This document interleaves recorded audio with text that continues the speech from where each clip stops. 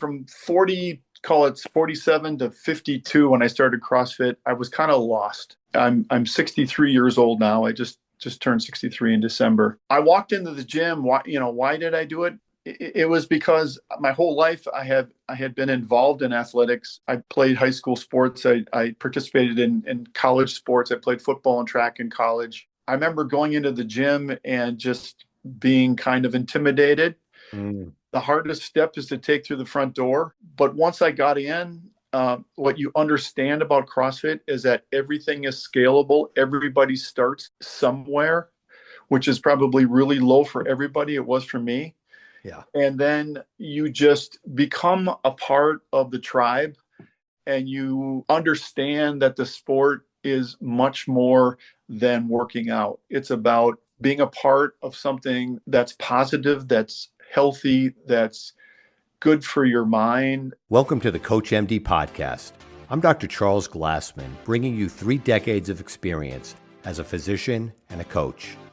Join us as we navigate the maze of medical advice with real-life stories, empowering you to take charge of your health. In our That Happens segment, guests share transformative experiences, reminding us that we're all human and not just patients. So get ready for a journey into healthcare reimagined, where empowerment and discovery pave the way. Hey, it's Dr. Charles, aka CoachMD. In my over 30 years of medical practice, I've made it my goal to help people create strong minds, healthy bodies, and unshakable spirits.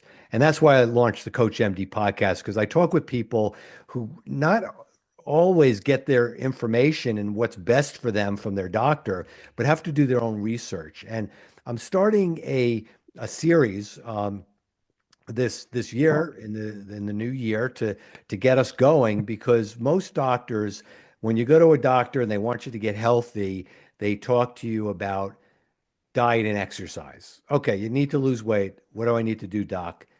Diet and exercise. Eat less and exercise more. So what does that look like, doc? Right? The doctors most of the time can't tell you what to do. And in fact, if you told the doctor that you did the types of workouts that we're going to talk about today, they'd say, "Oh, that's not good for you. You're going to hurt yourself." When it's not really the case a lot of the time. So I want to introduce you to my guest today, Tom Fameree, who is, I've decided the series is on Masters athletes 60 and over. And a lot of you know, I just turned 65. I'm well into that class, that senior citizen class, right? Getting my AARP card and all that stuff. But I mean, we're not going away easily. Or this baby boomer generation, we have a lot to still fulfill in our lives. And Tom is doing that and is participating in my favorite type of fitness, which is CrossFit. And we're going to talk a lot about that. And Tom has taken it to another level where he's actually competed and done extremely well in the CrossFit Games. So thanks so much, Tom. I'm so happy to talk with you and coming on the CoachMD podcast today. Thank you, Charles. I appreciate the opportunity to talk to you, and I'm excited to discuss things that are relevant for you and for maybe your audience. But you've talked about a few things already that really resonate with me. I think today being the day that I was actually watching RFK Jr. In front of the Senate. This happens to be a topic that I'm very passionate about, and I applaud you for. It sounds like you started many years ago to be a coach to your patients.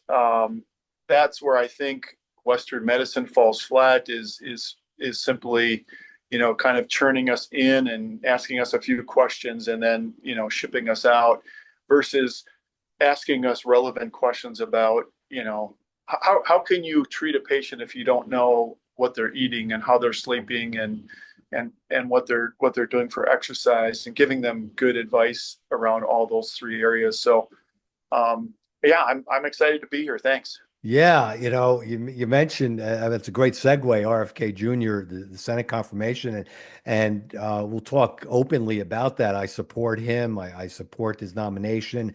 I think one of the main reasons why I support him is because he's not afraid to ask questions. He's not afraid to challenge the status quo. All my life in medicine, I was doing that, and it was frustrating at times because a lot of my colleagues would be condescending and because they know it all, they go by Right. the book. But the bottom line is that if you don't ask questions, and if you don't ask questions of your doctor, all you're going to get is the company line. You're going to get the cookbook approach, Right. and that doesn't always work. You're going to get the, oh, what diet and exercise? Okay, what does that mean? Like I said, oh, eat less and exercise. What kind of exercise? So Right. it's very important that people understand the the lens that a doctor is viewing them through Hmm. and where those recommendations come from. Now, everyone will say that, oh, I read the New England Journal of Medicine. Oh, I read JAMA. Oh, I read Annals of Internal Medicine, whatever. Okay, so guess who how those journals, the most sanctimonious uh, journals that you could ever imagine, that they always are talking about not curing cancer or heart disease, which I would be interested in, but other social issues. And they're getting on their soapbox talking about in the journals about these social issues. Meanwhile, how do they pay for those journal articles?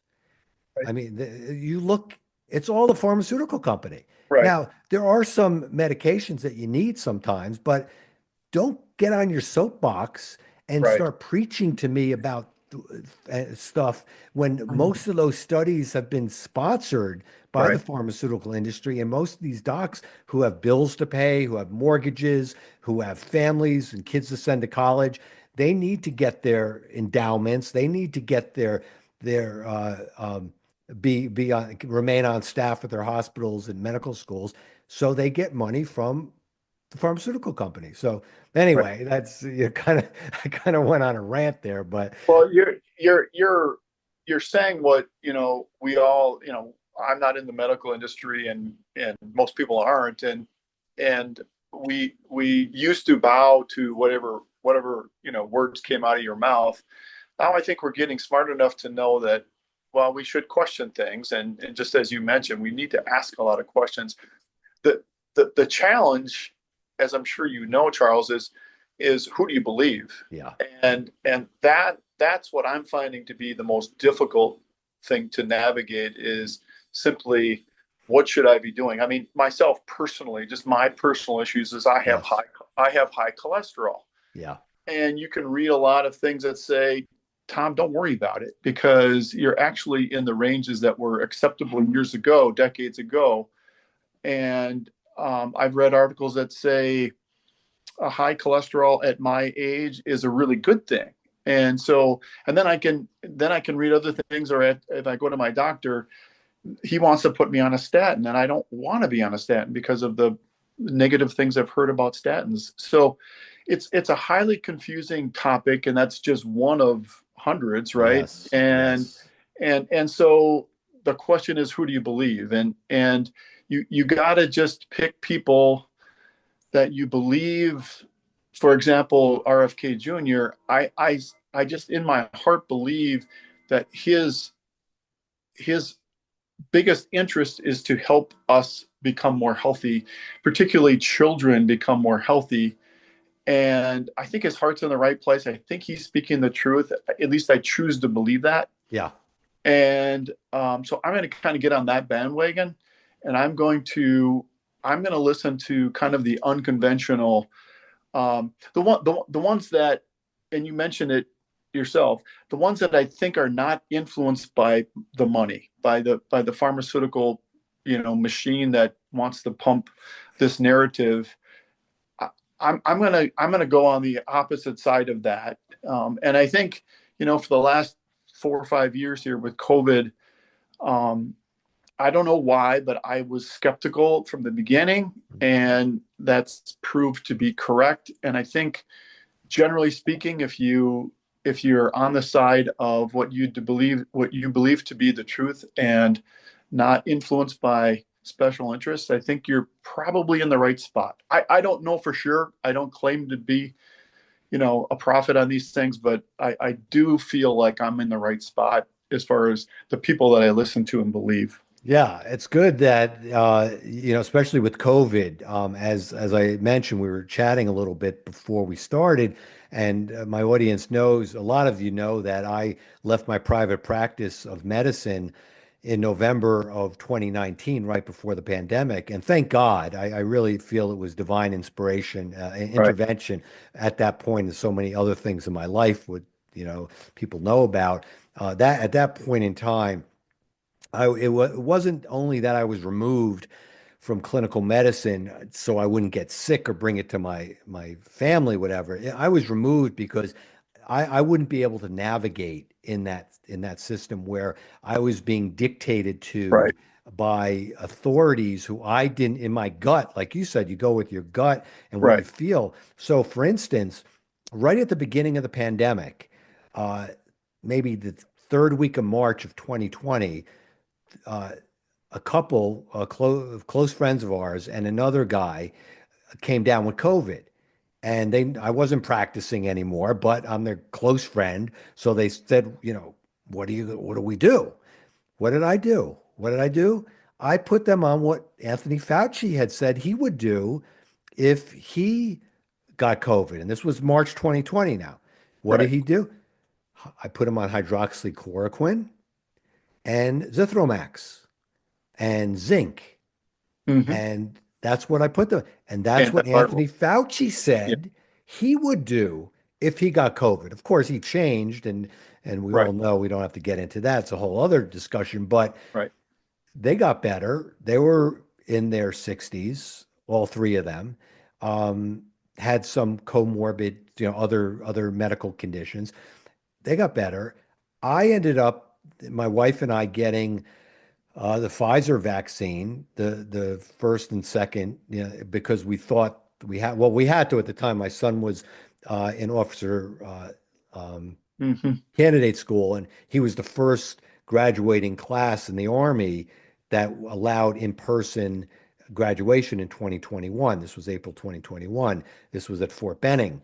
And so we had to get vaccinated. But those were the last two vaccinations that we got.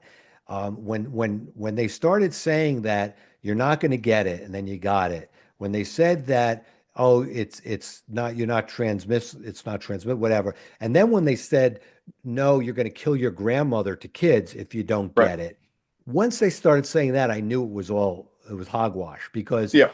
if the vaccine worked, then you wouldn't care, because all the people who were in jeopardy, they were going to get it, the high risk group. So Right. they were protected from getting it. So why would you say to a teenager that you're going to kill your grandmother if you don't get it? I mean, Right. or to say that natural immunity doesn't work, that's a pretend thing. When that started happening, I Why knew that? not to believe them, Yeah.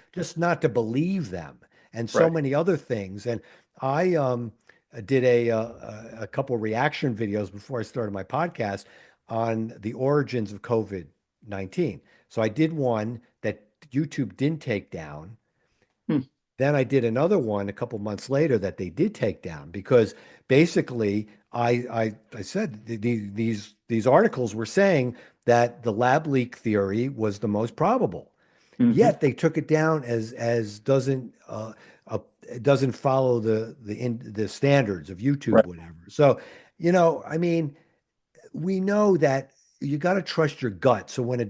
when you go to a doctor's office, come prepared, right? Know what you're going to talk about or ask the questions, but don't just blindly accept, because doctors have egos too. Hmm. Okay.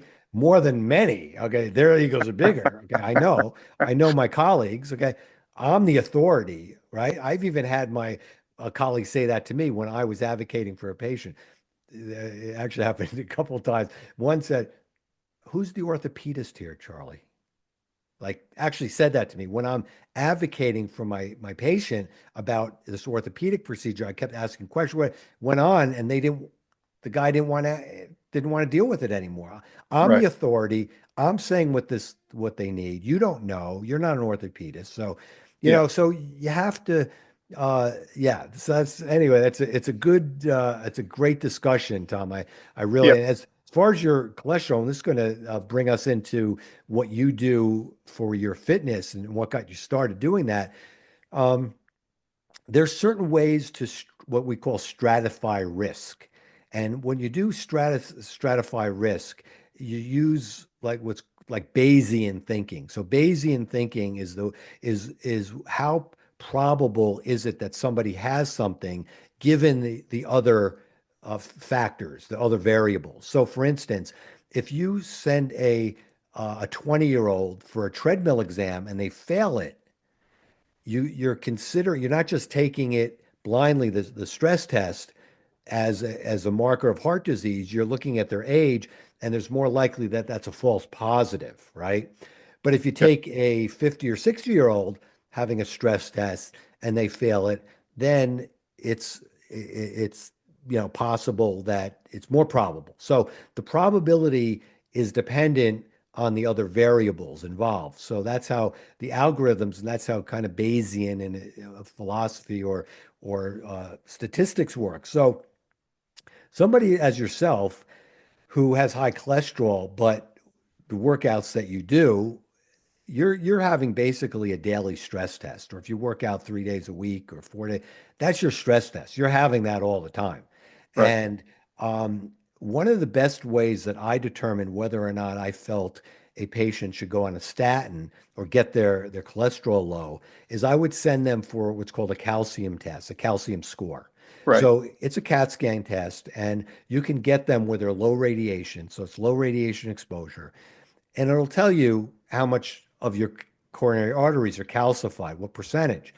Um, it's been shown that people with a zero calcium score, with and I'm talking about 60-year-olds with a zero calcium score, and a study just came out, a meta study looking at a lot of different studies. Those with a zero calcium score with high cholesterol had the same risk of heart disease as somebody who had a zero score and normal cholesterol. So Right. it doesn't matter. So not cholesterol doesn't the level doesn't matter. And now that there certain cholesterols, you'll go to a doctor and say, "Oh, we have to check you for direct LDL, or we have to check you for this one and that one." Well, I know for myself, my cholesterol was always fine, right around, below 200 total. LDL was low. But then we started uh, directly measuring cholesterol, directly measuring LDL. None of those studies early on were taking the Framingham study and all the big studies that said that cholesterol was a risk factor. None of them took that. They all went off what's called the Friedwald equation. Lo and behold, my cholesterol was high. And so if I brought that to a doctor, oh, you got to go on cholesterol medication. No, I don't, because you look at the other risk factors. So that's Mm. how you stratify risk. So, uh, you know, I, Tom, my guest today like I said, is a real uh, high level CrossFit. And don't let this, for those of you who aren't involved in CrossFit, may be intimidated by that. Don't be intimidated, because we're going to talk about how you can bring that into your life, into your lifestyle in a way. But Tom has a story to tell. I want to get to that, and tell me, tell us, how you got, what got you interested in fitness in general and then CrossFit in particular. sure. I'll address those questions. Just a couple of comments on what you Yeah, said, because yeah, yeah. you're right. That's often what I thought about. Just back to the cholesterol thing, that I'm going to the gym 5 days a week. I take Thursdays and Sundays off, and I'm out there killing myself. And Charles, I don't know why.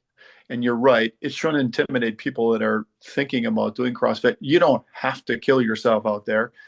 But I'm a highly motivated person, highly competitive person, and that's just what I do. So that was always one of the things that I thought, well, I'm getting stressed every 5 days a week, so I I know it's a silent killer, but I'm really not that worried. And then I did what you said. I did get a calcium score test 10 years ago. It was 0. I got one 5 years ago. It was 8. And I got one about a week ago, and it was 19. So it's not 0. As I understand, it's still in that low category. And I used to have cholesterol below 200, but that's when I was eating what what I thought to be a good diet relative to cholesterol levels. And it does work. I mean, if you do eat carbs and you do eat seed oils, you will lower your cholesterol, but is the rest of your body healthy? And I go down tons of rabbit holes on metabolic health and the types of things I should be eating. And I've switched to more of a ketogenic diet. And of course, because of all that fat you're consuming, it does raise your LDL cholesterol. Naturally, it does. I might be one of those, I forget the term, but I think it's like a hyper responder to fat. And so my cholesterol goes really high. But I'm choosing to live with that. And I suppose it could be a mistake, but again, I feel great. So back to your question. I began CrossFit when I was 52 years old. It was September 1st of 2014. I'm 63 years old now. I just turned 63 in December. So I celebrated my 10th year of CrossFit this past September. I walked into the gym. Why did I do it? It was because my whole life I had been involved in athletics. I played high school sports. I participated in college sports. I played football and track in college. I was an okay athlete, and I loved competing, and so I kept on. My passions were basketball. So I ended up playing, the pickup games of basketball at the Y for decades. And then I got to my 40s and discovered marathon running. So I ran several marathons, qualified for Boston, ran the Boston Marathon. And at that time, I was in my late 40s, and I was just kind of tired of running, and met that kind of a goal-oriented person. I hit the goal, and it's like, okay, now what? And I just didn't love running enough to just keep on doing it. And from 40, call it 47 to 52, when I started CrossFit, I was kind of lost. And I gained a lot of weight. I'm 6'1", 200 pounds now. Probably in the best shape of my life. I have been for the last several years. But at the time, I was probably 230 pounds.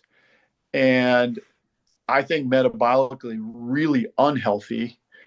And I would never say that I was an alcoholic, but I drank quite a bit. And I remember going into the gym and just being kind of intimidated. The hardest step is to take through the front door. But once I got in, what you understand about CrossFit is that everything is scalable. Everybody starts somewhere, which is probably really low for everybody. It was for me. Yeah. And then you just become a part of the tribe, and you understand that the sport is much more than working out. It's about being a part of something that's positive, that's healthy, that's good for your mind. That,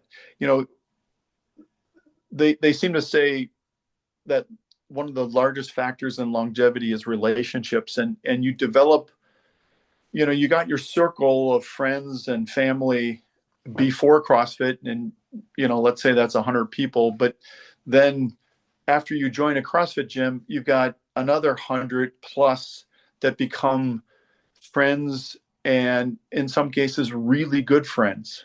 Yeah.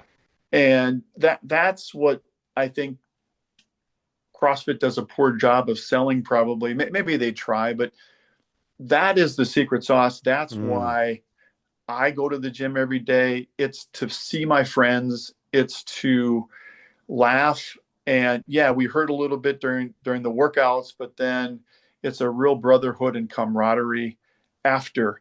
And I don't do CrossFit necessarily to get in shape. I don't do it to compete in the CrossFit Games, although all of that is great and fun. But Charles, I do it for mental health. And hmm I think that's the thing that most people don't know either, is that it provides you with a routine. And especially at my age, I'm 63 and I just retired in May of last year. You just kind of, you need things to do, and you need to to feel like you have purpose, and you need to have relationships that continue, because I lost my work family, and hmm I still have my CrossFit family and my normal family, but you need those things, and it provides you with stability mentally, just to be happy, and that's what CrossFit does for me. I think I don't know if I answered all your questions. Yeah, no, that was great because that's one of the keys that you pointed out was that fellowship, that those Yeah. those relationships. And there was a study that came out recently that showed that people have much better results from fitness when they do it in a group rather than on their own. Right. So Yeah. even if you go to a gym and you're working out on your own, or you have an app, and but when you're in a class, and I Yeah. was somebody who never really wanted to do a class. I mean, I did like hot yoga. My friend joked around, that's the black belt of yoga, right? Hot yoga, right? Where they turn it up to 106 degrees. And I did I've that tried for, it. yeah. So I did that for a little time, right? Exactly, right. I did it for a little while. But I had always kind of worked out on my own. And so the same friend was trying to get me to go to not CrossFit, but something similar. And finally got me into that. And then we did that for about a year. And then I had a previous injury from many years prior that led up to arthritis in my left hip. So I ended up getting hip replacement surgery. Mm. That place that we worked out with closed, and we started working out in the gym of a guy who was got his uh, CrossFit training level one. L one. And so he was a young guy. He was 23, just got out of college. His parents, who were into CrossFit, made him his garage, and he started training us. And that was right after my hip replacement. In fact, I tell people that I did a modified 12 days of Christmas workout 8 weeks after a total hip replacement. Wow. And it was, I did everything. The only change was the squat. I did it to a box, whatever. And so, but I Right. did it, and so then he moved, and then I needed a another place to go. And so I went to the place that his parents worked out, which is local to me in the New York metro area. And then I've been there since. And again, it is the family, it is the idea that I was completely intimidated initially. Mhm. And you have to be careful with that, because especially competitive people like you, like myself, you go in there and you're looking at everybody else, and you're trying to, my best recommendation is, if you're going to start, take a step back, stay only in your zone, go in with Yeah. blinders on, listen to your Yes. coach, get the foundations. Because my wife was, for many years did not want to have anything to do with it. And then we started doing personal training with our coach last year, and now she's just started coming into classes, so because she was intimidated, just it's Right. normal. It's not anything but the relational and people who really encouraging you, and it also at our age, um, the mental health, as you said, is Yeah.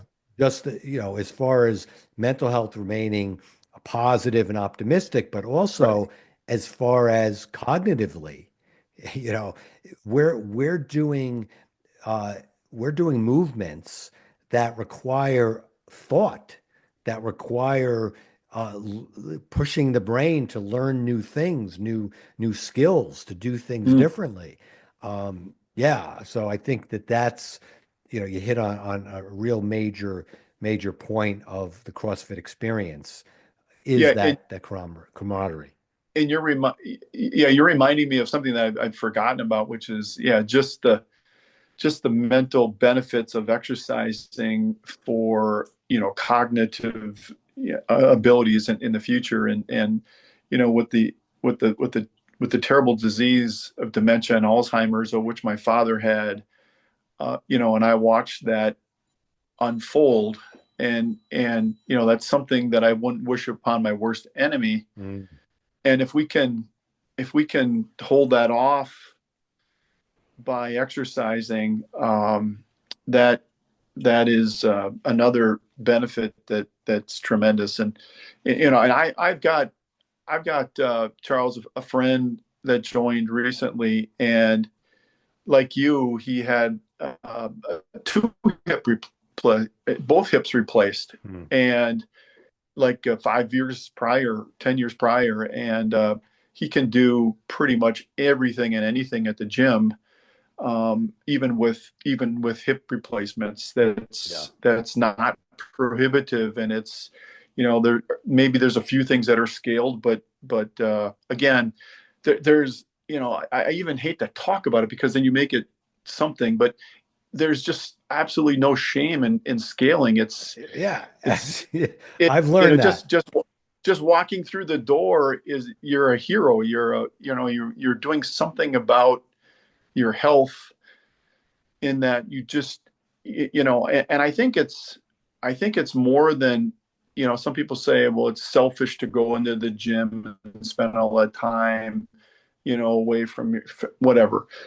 No, it's just the opposite, because at our age you start thinking about, well, am I going to be a burden to my family? Are Hmm. they going to have to pick me off the couch and put me into bed and feed me and do all those things? Well, I hope to not ever have to do that, and I hope to have the cognitive ability and the physical ability to be sharp until the last day that the Lord says you're coming home, right? So Yep.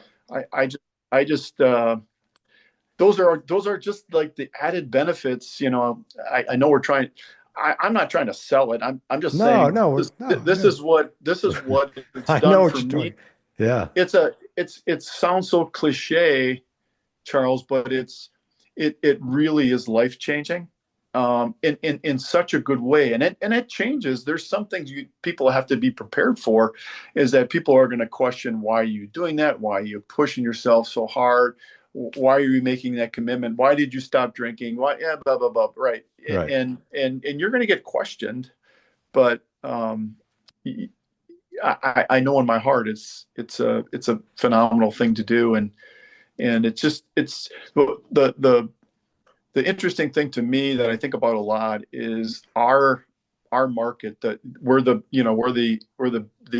tail end of the baby boomers, Yeah. and there's a lot of us, right? There's a ton of us, and that's where the CrossFit should be marketing, is to us, because we have the time, we have the resources. It's $160 a month is a lot of money to a young person, Yes. right? Yeah. And to us, it's just like, you don't even see it in your budget. But Right. that's we are the people that should be in the gym. Yeah, it's an investment in so many ways. And it was interesting because a newer member to our gym, um, yeah, so I talked to, it just happened to be again the 12 days of Christmas workout. And a lot of people listening to this are into CrossFit. They know what I'm talking about, but some people Yeah, don't. And the 12 days of Christmas workout, it's different in every gyms, but it goes just like the song, where you do one movement and then you do two movements, but then you go back to the one movement, the two movements, and then you do three movements of something. right, Then you do three, two, one. Then you go four, three, two, one. You keep going that to 12. So right. obviously it takes a certain amount of time. And one of the newer members in our gym during that workout, she was the last one doing it, right? And she was scaling it, whatever. So I think she was just using the bar or whatever, which was a lightweight throughout the whole workout. Doesn't matter. Nobody cares. That's another thing. Nobody cares. You know what weight you're Nobody cares. doing, or nobody cares. It's actually I'll get to that in a second. I got something to say about that. But so she was very kind of when she finished and everybody applauded and everything, and she was kind of like, I said, I took her to the side and I said, you know, just think about this. You were in such a microcosm of people in your age group or even in society in general who actually are doing this. Don't compare yourself, especially not to anybody inside or outside. This is a very personal way. Your fitness is very personal. It's Hmm. individualized and she was very happy that I kind of pointed that out and she perked up. And just the fact that she finished that was amazing. But, you know, getting to the point about that you know, not caring what anybody thinks because nobody cares. I remember you mentioned that you ran marathons. In my early 30s, I looked at people running marathons and I said, look, if they could do it, I could do this, right? So I trained and I ran New York Marathon. I didn't run it only once. I had to run it twice because I didn't want to be in a conversation like this 40 years later, or whatever, saying that I only did it once. So I did it twice, all right? But that's it. But I remember after the marathon, I was doing rounds in the hospital, and this guy walks up to me knowing that I was running it, not a runner, doesn't work out, came up to me and said, "What was your time?" Like, what was my time? I mean, what do you, I said, I finished. That's it. It doesn't matter. Time doesn't matter. Right. The fact that you've done it, it was an Right. achievement. You put your mind to it, you achieved it. That does more for your immune system, for Yes. your cardiovascular system, for your neurologic system than anything. Actually, comparing oneself to other people, it causes a negative Hmm. response that the body has. So, you know, the fitness part is very important. And I remember when I got my hip replacement, the anesthesiologist, look, I was nervous. My blood pressure was a little elevated.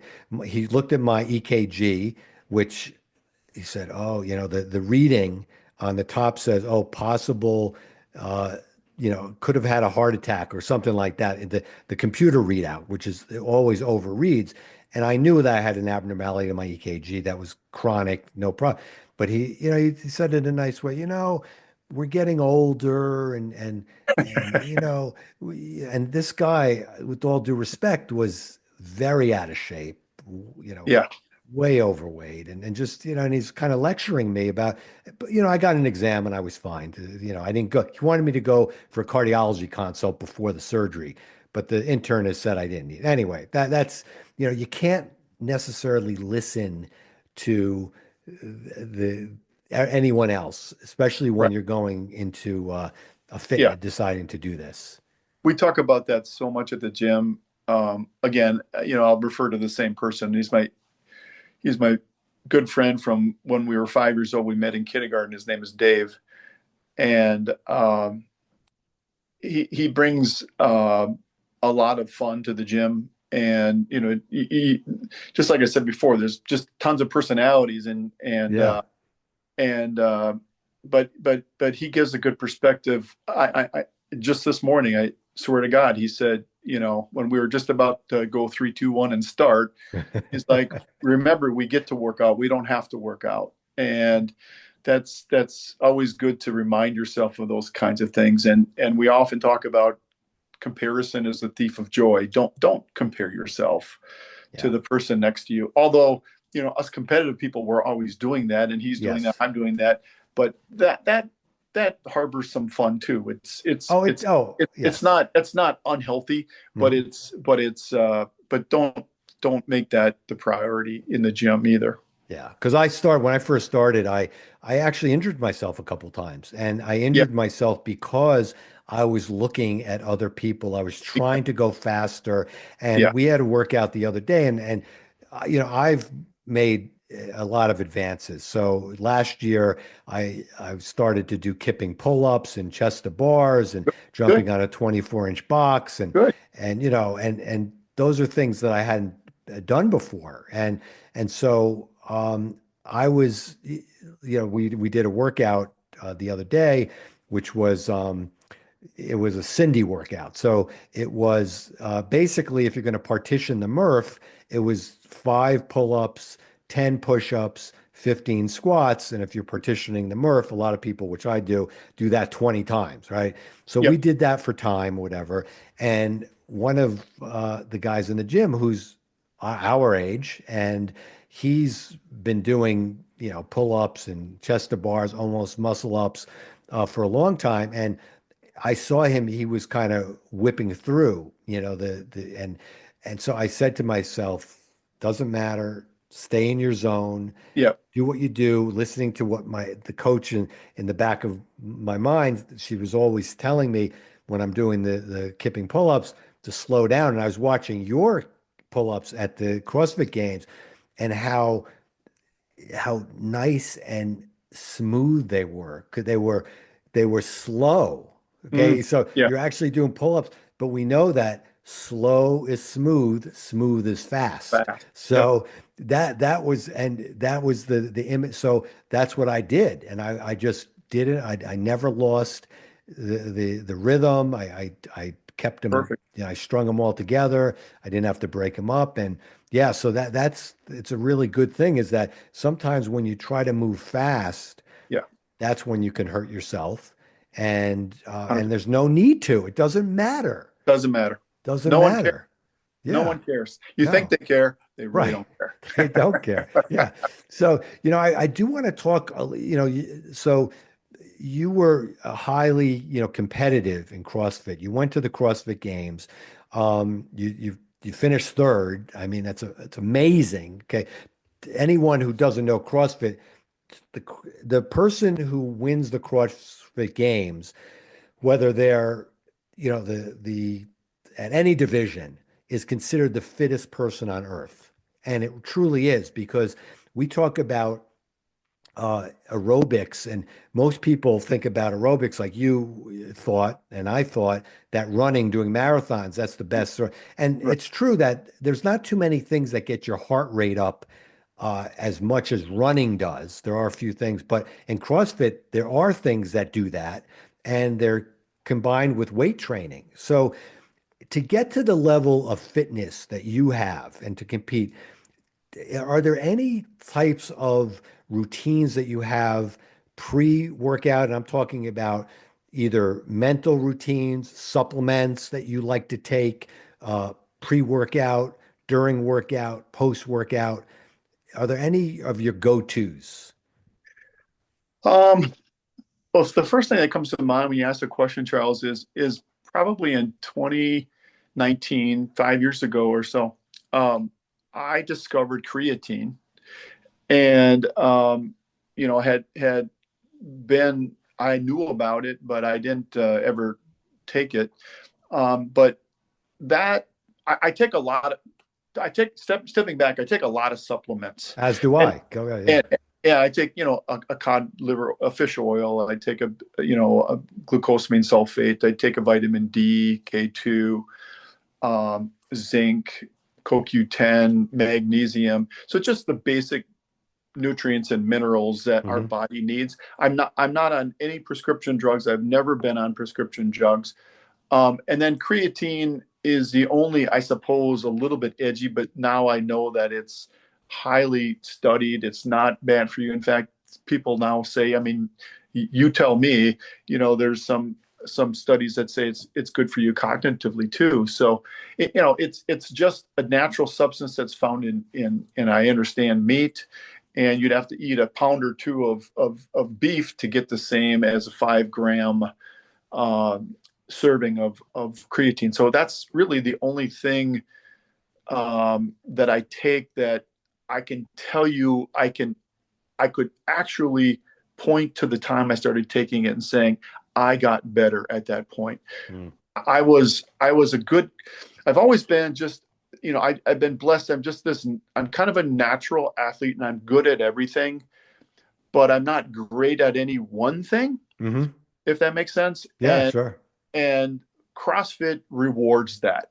So as you just said, CrossFit is a combination of gymnastics, cardio, and weightlifting.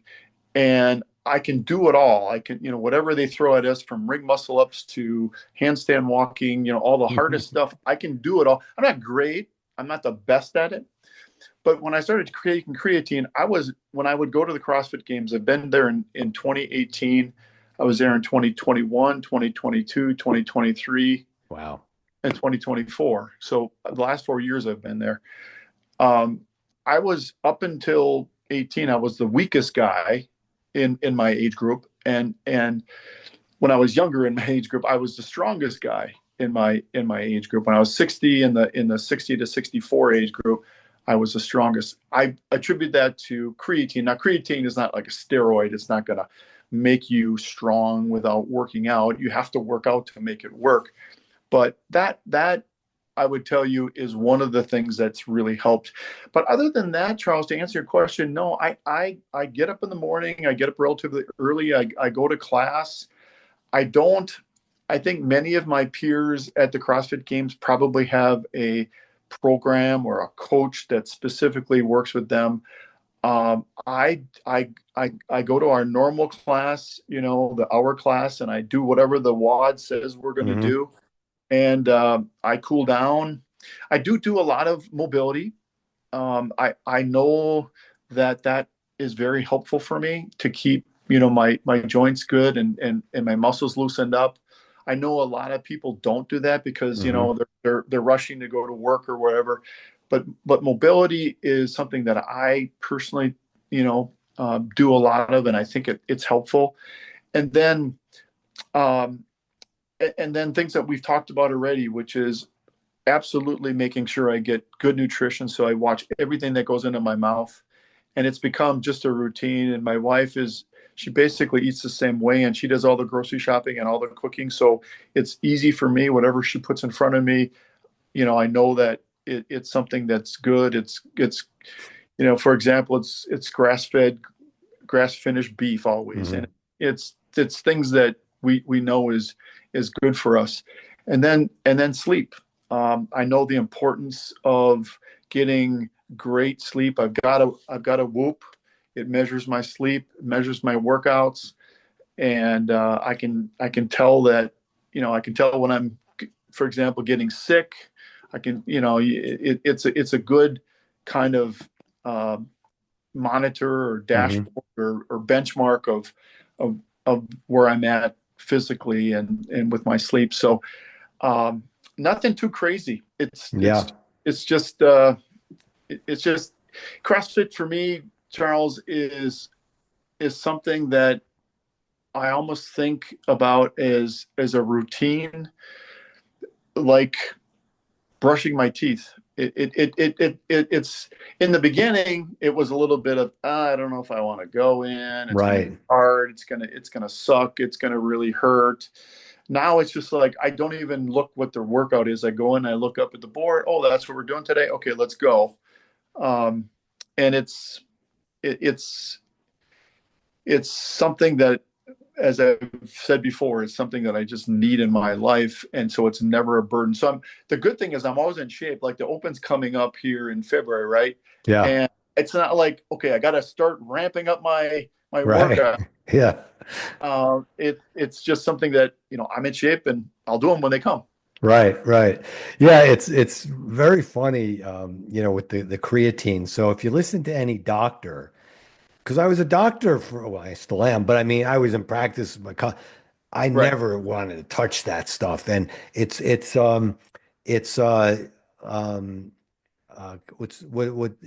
all have our bias, okay? Confirmation bias. Everyone has Right. confirmation bias. Doctors are the worst. They're going to tell you what it's, if they're not doing it, it has to be bad for you, right? And if they're Yeah. doing it, it has to be the best thing for you, right? So, and so creatine for so many, oh, it's gonna you hurt your kidneys, it's Right. bad for you, whatever. So I started taking creatine. I think it was last year, maybe the year before. And you're talking about things. Well, if you want to know what I take, which is a shitload, okay, of stuff. Um, I did a just a podcast with me. It's on my YouTube channel, whatever, and I go over everything that I take. So I started taking creatine, and I noticed the difference. I like to take things where I notice the difference. Yes. The other thing that, and I fully recommend it. I think it's great. I my 93-year-old, soon to be 94-year-old dad. I got him to do silver sneakers. Okay, that's his workout. He looks forward to it. It's his routine. Three Yep. days a week, Monday, Wednesday, Friday. He goes to silver sneakers. I started putting him on creatine. My 93-year-old dad, 92 at the time, and he takes a gram or two. He actually takes two grams before class, 1 gram every day that Hmm. he's not working out. So he said he notices a difference in his ability to do the exercises. Sure. And I think that there is enough research now. It's very safe as long as you stay hydrated. And that's the other thing Yeah. that I really think is very important. One thing that I really stress, and I was talking with one of the women in our gym who was having difficulty with her heart rate and orthostatic tachycardia, meaning when she stood, she got some of the movement she couldn't do because her heart rate go up, and she wouldn't hydrate. She would drink during class. Before class, I will have anywhere between, I'd say, let's see, anywhere between 40 ounces of spread over a couple hours, Yeah. 40 ounces and sometimes even 52 ounces of water. And the 16 ounces of that is the mix that I do before I work out. And the mix I do, I take a supplement called Caged, which has creatine in it, has some other nutrients in it. I take a nitric oxide supplement Mm. in that Mhm. and an arginine supplement. So those are for circulation.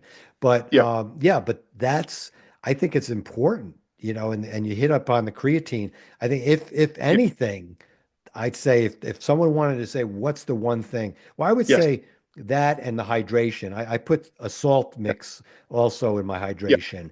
Yeah. 400, just 450 milligrams, not some of these have a thousand, a gram or 1,000 milligrams in them, Yeah. but that retains the fluid in the body. Yeah. So it takes pressure off the heart, and it's, yeah. Yeah, So, that's the one thing that I forgot to mention is I do take an electrolyte drink, and I sip on that as I go into CrossFit, and then while I'm CrossFitting, I'll drink it. But yeah, I used to drink a certain brand, and then I switched to a different brand. But yeah, it's got the salt, the sodium and the potassium and magnesium yeah. that I think that's I mean, besides being good for you, I think that's a really good complement to creatine because you're right, you do have to hydrate.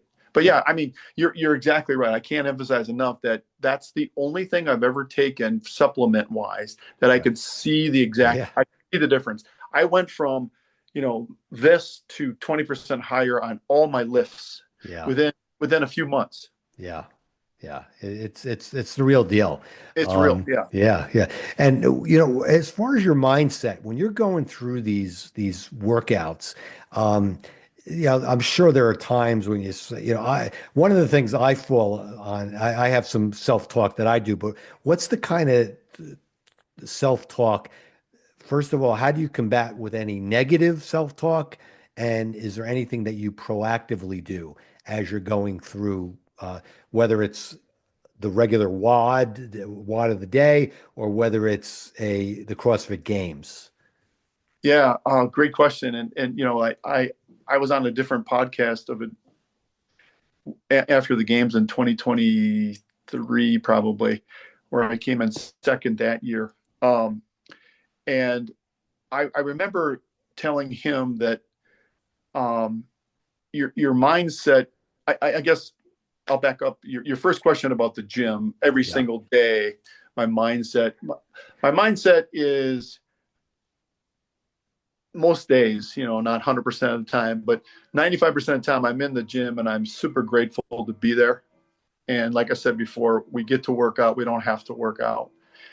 And I just, we all know what's in that workout of the day. It's going to hurt a little bit if you push yourself hard, right?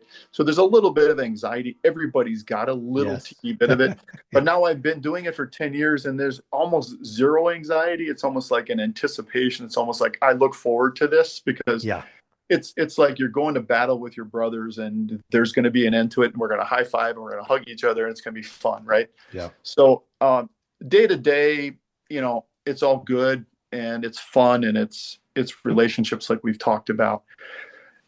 Talking about the CrossFit Games, it's a whole, and you probably did the Open and all the qualifiers that go up to that. Yeah.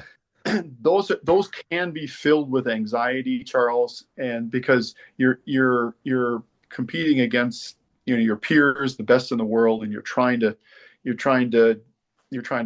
go up the leaderboard and you're trying to be the top 10 to make it to the CrossFit Games. And so you're right, there's tremendous amount of stress and anxiety that you candidly put on yourself. Right. Again, even at the CrossFit Games, no one cares. Right. Nobody cares. Yeah. I've been on the podium 3 years in a row now, second, third, the last 3 years. Wow. And besides me and my family and a few friends, no one cares. It doesn't. Right. It's been a lot of fun for me, but never would I want it to be like my ultimate identity. It's just something that we do, but at the games, to handle the anxiety is a whole different ballgame, and it's really difficult. And I really struggled with it early on in 2018 and 2021, and even in 2022 when I came in third, because in 2022 I came in as the number one ranked athlete in the 60-year-old group. So there's pressure on you. You got number 601, which means you're in the 60 age group and you came in first in the qualifier. So everybody's expecting you to win it, right?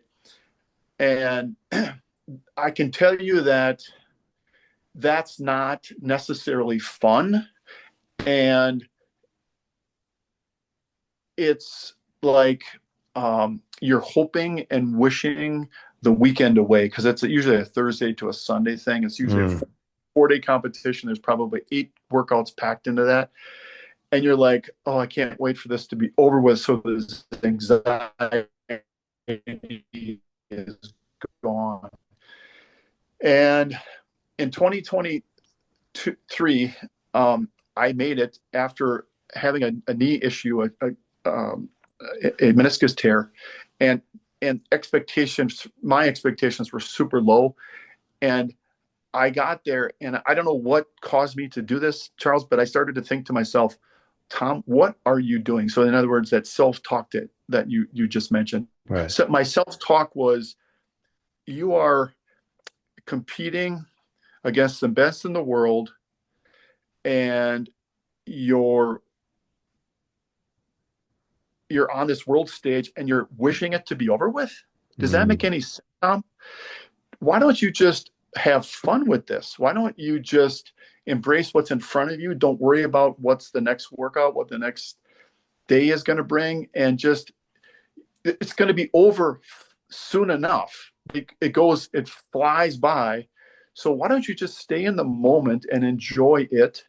And I remember enjoying the company of, you get to know your group. There's 10 people in your age group, but then there's 10 to 20 people in the women's in the same age group. And I remember that year, instead of being full of anxiety and staring at the ground and being in my own head, I was like talking to the women in my age group and getting to know them, and just wonderful people, right? So at that moment, and then since then, I have taken that approach to the workouts in the open and the qualifiers and to the games. No doubt, Charles, I still get nervous. Everybody does, that Right. anxiety is Sure. on everybody's face. But it's not like life and death like you think it is, because it's not. And you should really enjoy it. So it, it's I don't know. Some people listening probably think I'm crazy, but it's just, you get yourself so worked up in your own head that this really matters to everybody else, and it Yeah. really doesn't. Yep. So now I've finally gotten to the realization that this is fun. This is supposed to be fun. You worked hard to get here. Why would you wish it away? And just be present. Yeah. And I've done better with that thought process, because when 2 years ago I wasn't supposed to get second. I was probably supposed to get last or something like that. And I got last year for sure I wasn't supposed to do well, and I got third. Wow. So it's a testament to, if you relax your mind and get out of your head a little bit, and just be present, that I think good things happen. Yeah, I think that's great advice, even for the going into the gym, and especially somebody who's thinking Exactly. about doing it. Again, not looking at anybody else, just going in to have fun and not putting that stress. Because I know you talked about gratitude. One of the things that I do, and if you listen to like Patrick Mahomes the other day when he won, he goes, I got to give all my glory to God. Before he said anything, Right. that's what he said. And Right. that's kind of what I do when I'm working out. I'm thanking Yeah. God that I have the ability. I'm so grateful that I could be doing this, and that I Right. could, and just having fun, and it's a great feeling. So people who aren't used to competing or working out, whatever, it is a really good feeling when you're Yeah. exhausted after a workout. Yes. Yeah. It's a great what you've accomplished. It's a great, Yes. great feeling that lasts.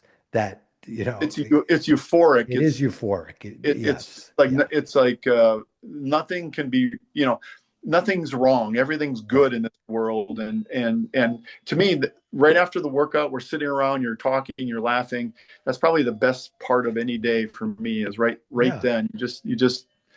And I wish, Charles, I wish people understood how welcoming and how happy we all are, the community is, when there's a new person there, yes, and yeah, how we want them to do well. We want them to feel a part of, no, we go out of our way to make sure they're welcome, not shunned, and not, stuck in the corner.